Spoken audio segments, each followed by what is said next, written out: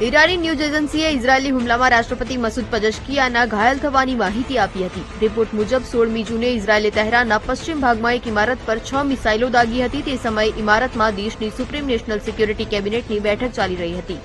પજેશ્કિયાન સાથે ઈરાની સંસદના સ્પીકર મોહમ્મદ બાગર ગાલિફાબ સહિત ઘણા વરિષ્ઠ અધિકારીઓ બેઠકમાં હાજર હતા. આ હુમલા પછી ઇમારતની વીજળી પણ કાપી નાખવામાં આવી હતી, પરંતુ ત્યાં પહેલાથી જ બનાવેલા ઇમરજન્સી ગેટની મદદથી રાષ્ટ્રપતિ અને અન્ય વરિષ્ઠ અધિકારીઓ બહાર નીકળી શક્યા. ભાગતી વખતે રાષ્ટ્રપતિ પજેશ્કિયાને પગમાં ઈજા થઈ હતી, જ્યારે અન્ય અધિકારીઓને પણ નાની ઈજાઓ થઈ હતી.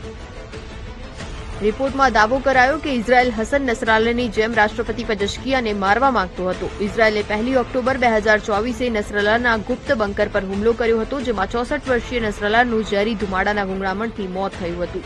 આ વખતે પણ ઇઝરાયેલી મિસાઇલોએ ખાસ કરીને ઇમારતના પ્રવેશ અને બહાર નીકળવાના માર્ગો અને વેન્ટિલેશન સિસ્ટમને નિશાન બનાવી હતી, જેથી અંદર રહેલા લોકોને બહાર નીકળતા અટકાવી શકાય.